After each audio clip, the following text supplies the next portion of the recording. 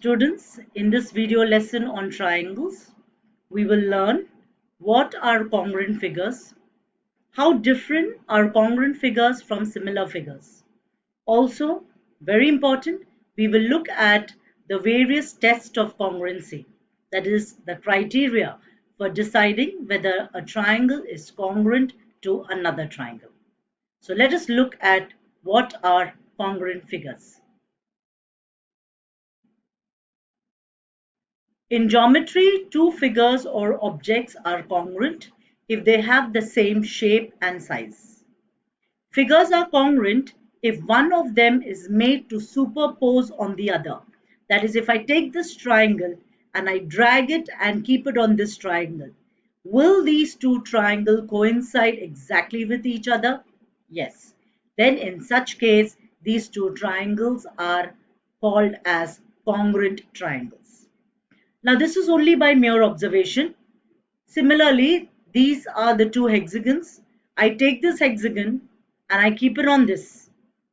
And if it exactly fits into it, then these two hexagons are congruent. Two cards are congruent because they are identical.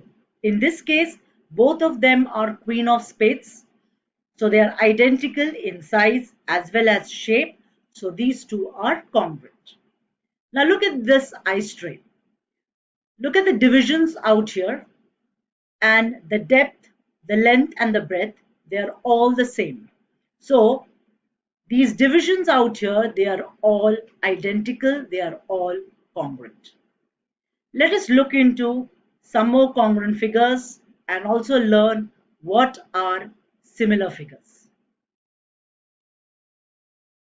Now in this, I want you to pick out the congruent figures.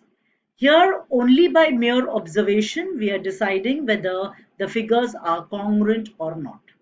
So we have a triangle, different type of triangles, and a trapezium. Now, like I said, congruent figures. If I take this blue triangle and I click and drag it on this red, do you think they will fit exactly into each other? Let us see.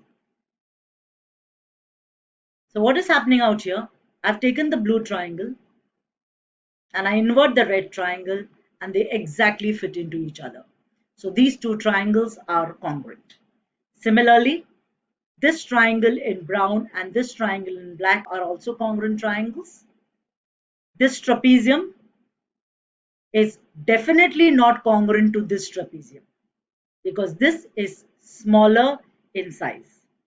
So these two trapeziums are congruent. Same is the case with these two triangles. When I superpose, they fit exactly into each other, and is the same is the case with these two triangles. So here you notice only this small trapezium is not congruent to any of the trapeziums out here. So what kind of figure is this trapezium in brown and this trapezium in blue? You notice that these two trapeziums are of the same shape, but they are of different sizes. So what kind of figures are they? Difference between congruent figures and similar figures. In congruency, we have same shape and same size. Look at these two triangles, exactly the same shape, and they're also of the same size. It's not that one triangle is bigger and the other triangle is smaller. Two circles of the same radii are also congruent. Then what about similar figures? In similar figures, please note that the figures will have the same shape, but they will be of different size. So this triangle is smaller than this, but both of them are right angle triangles, so they are of the same shape, but they are of different sizes, so they are definitely not congruent, because if I take this triangle and place it on this, it will not coincide exactly. So such kind of figures are called as similar figures. Similarly, this circle and this circle, both the circles, though they are of the same shape, they are of different sizes, so they are called similar figures. Okay. What about two squares which have the same sides? They will be congruent. Now look at these two figures. This triangle, which is a right angle triangle, and this isosceles triangle. Are these two similar figures? These two are not similar figures because their shapes are different. So if they have a different shape and a different size, definitely they are not even similar figures. So students, this is the difference between congruent figures and similar figures. Look for this. The same shape and same size figures are congruent figures, and similar figures will have the same shape but different sizes. But there are also different ways of deciding whether triangles are congruent or not. Now we will learn the various tests of congruency. Let us have a look at them. Now the criteria for congruence of triangles, students, I want you to note down this in your geometry notebook.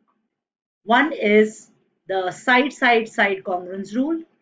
Then is the side congruence rule.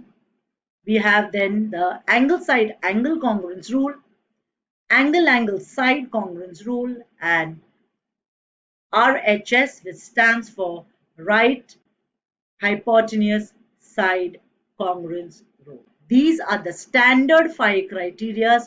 Only based on them can you decide whether the triangles are congruent or not. Let us look at these criteria one by one.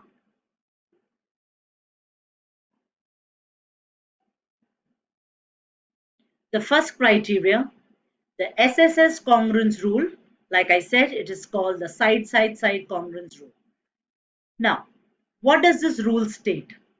If three sides of one triangle is congruent to the three sides of the other triangle, then the two triangles will be congruent.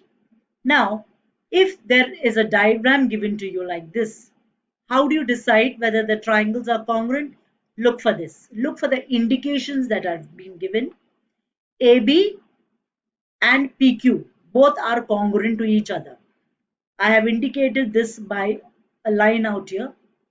Then side BC and side QR, both of them are congruent to each other. Similarly, AC and PR are congruent to each other. Therefore, these two triangles will be congruent by SSS rule. What does that mean? It means that when you look at these diagrams, and if you have to decide whether the triangles are congruent or not, you have to look at the indications. Based on these indications, you have to decide their congruency. So when you look at the indications, it is given the three sides of this triangle is congruent to the three sides of this triangle. Therefore, the two triangles are congruent by SSS congruence rule. Later, you will realize that if the two triangles are congruent, then automatically the angles here, angle A and angle P will also be congruent, angle B and angle Q will also be congruent, angle C will be congruent to angle R. Just by looking at these indications, you can tell that these two triangles are congruent by SSS congruence rule. No doubt, the other parts automatically will be congruent.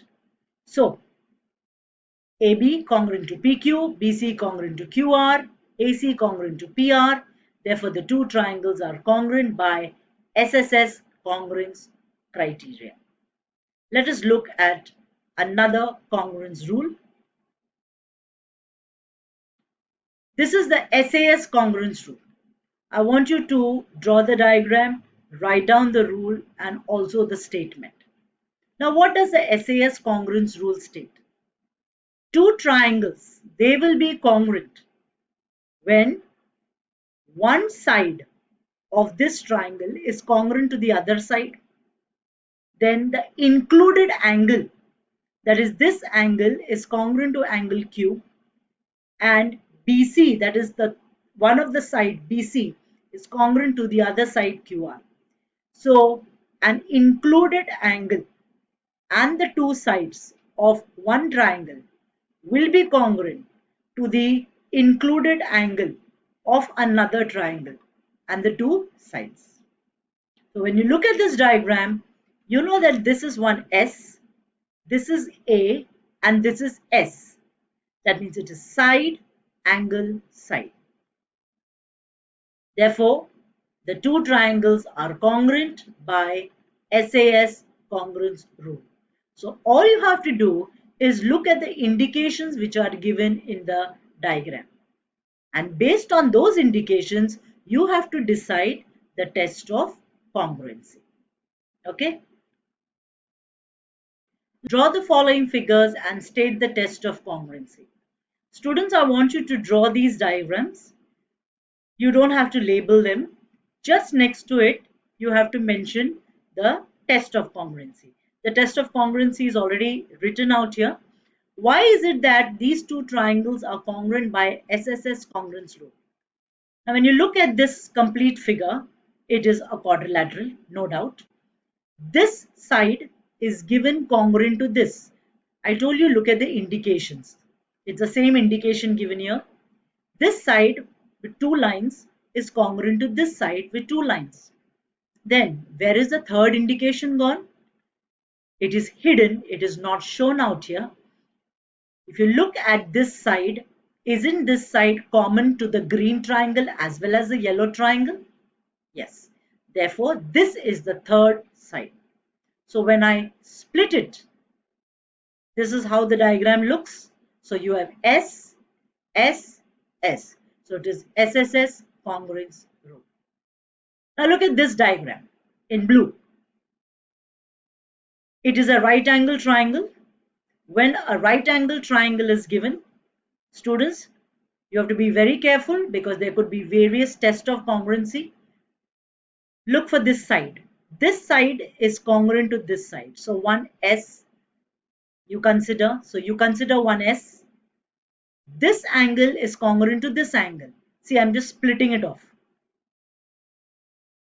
So angle congruent to angle. What about the third indication? Third indication is not given.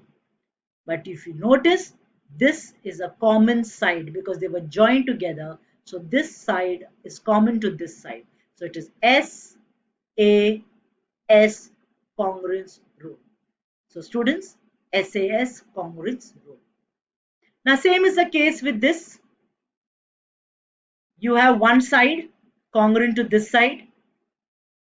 Then this angle, that is angle COA, is congruent to angle DOB because they are vertically opposite angles. So again, this is hidden, right? So it is SAS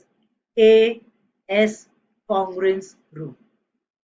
Now this diagram, one side is given congruent to this side. This side is congruent to this side because 3 centimeter, 3 centimeter, and these two angles are congruent. So it is again SAS. Same is the case here. One side is congruent to this side. If you split the two triangles, then you will have this angle congruent to this angle, and this is a common side for both the triangles. So it is side, angle, side. So students, this is the way you decide the test of congruency. Here, I will end the video lesson out here where I have discussed side, side, side congruence rule and SAS congruence rule. The remaining test of congruency we will do in the forthcoming video lesson. Until then, goodbye and take care.